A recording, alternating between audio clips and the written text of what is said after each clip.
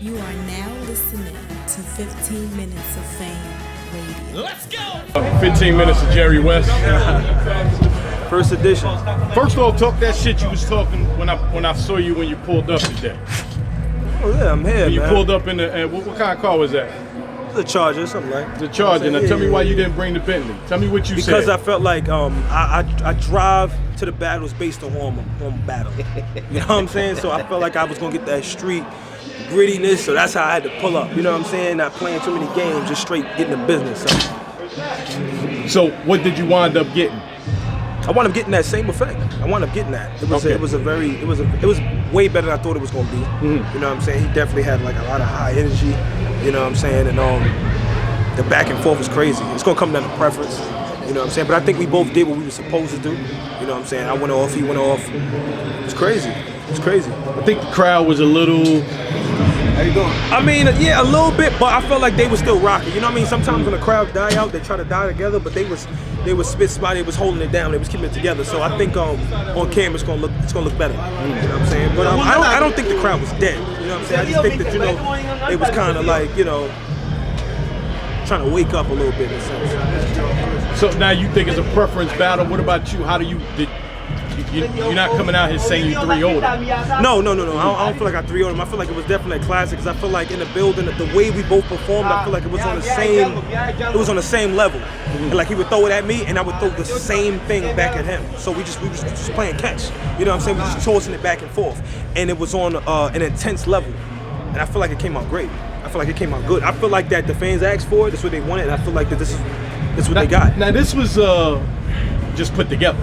Right? This wasn't originally talked about, and then was originally talked about, but it was never like set in stone. It was like, this is a battle we think we should go down, but nobody ever put it on paper or even said have a date or anything. It's just that, with the free Trez, right? The situation happened. They was like, you know what? I think we need to get this going. You know what I'm saying? It was like, you know what? Let's do this. It's Brooklyn versus Brooklyn. We in New York. Why not? You know what I'm saying? Y'all been on the road, come back.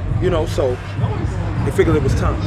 Now, how much time did y'all have to prepare for this? I want to say probably like about 3 weeks, maybe. 3 weeks. Probably about 3 weeks. Probably a little less, but with that. So it's not like you already had some shit written for Wavy and you was able to pull it out the bag. Yeah, I can't. Well, I mean, only certain battle rappers, you know what I'm saying? I'm pretty sure Wavy is one of them too.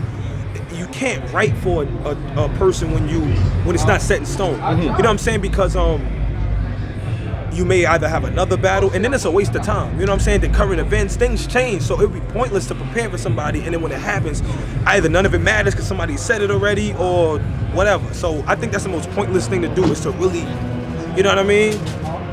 So there was nobody you ever wrote for ahead of time thinking, if I ever get to battle him, I'm already have some shit ready for him? No, because I feel like I'm not on that level yet to where I can call people out and get them. So it don't make sense to me to prepare for something that is not going to happen yet until I've done things to get that. Mm-hmm. And even when I'm on that level, I probably still won't do it because at that point, then it's going to be people just coming for me. And I'm just going to just put them in line and take them out. So why are you not there yet? What is the hold up with you? Is it you? Is it the fans? Is it the URL? What is it? Because at one point, you was the hottest nigga on the fucking planet. Yeah. As far as the up and comers go. Right. Not to say that you're not anymore. Right. But the buzz isn't there like it was at one point with you. It's the evolution process. Mm-hmm. It's that when I came in, they liked my presence and my charisma and how I carry myself, how I approached the game. The only kinks I really had was my writing process. You know what I'm saying? It was too cookie cutter. It was too 4-bar punches, predictable, and I felt like I was doing good, but the way they were set up, it was like steak on a trash can top. So I just had to make the necessary adjustments, then go prove that this is where I belong. Because at the end of the day, what a lot of people don't realize, the fans control us. You know what I'm saying? That the leagues can tell you ABC or whatnot, but if the fans want to see you, leagues will make it happen. So I focused on the fans, not to the point where I lose myself, but see what they're seeing. Because the NBA got refs. because they have to see what we doing. Facts. So if the fans can look and tell me, and my thing is, you got your haters, you got whatever, but if a bunch of people are saying the same thing, something gotta be true.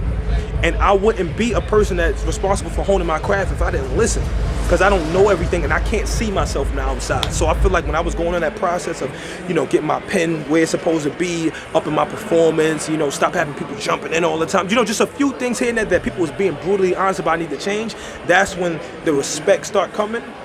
Then I feel like after that, then it's the levels, then it's the next step up. Then that's when I'm gonna be able to get to that point.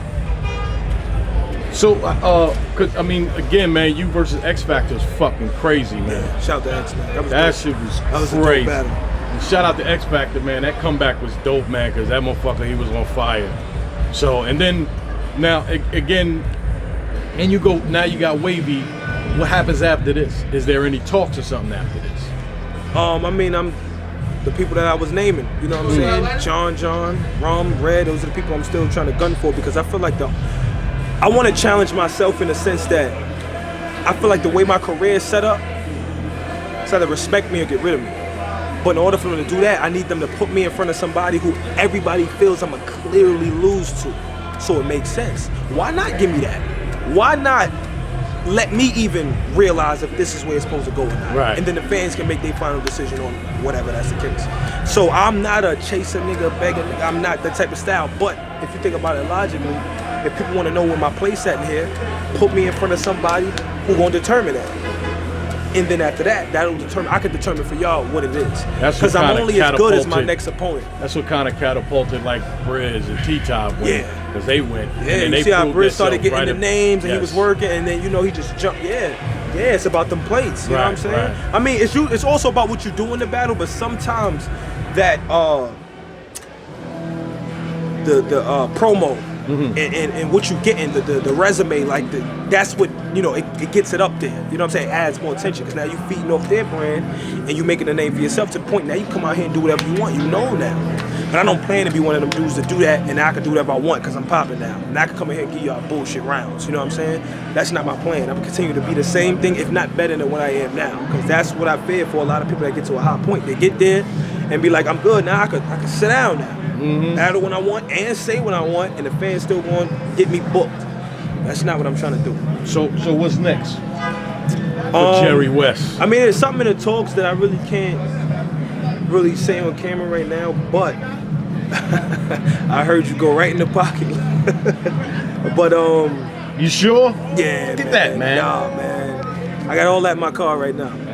So yeah, because it's not sure. I don't want to say it and then it's not. You know what I'm saying? Right. So that's what it is. I mean, if it was something, I would be like, yo, because that's promo. Get it going now. So people want to start, getting into it, looking into it. But it's something definitely in the works. I'm just making sure it's legit and it makes sense. But hopefully everybody check this joint out. You know what I'm saying? See the elevation, see the progress, and then we go from there.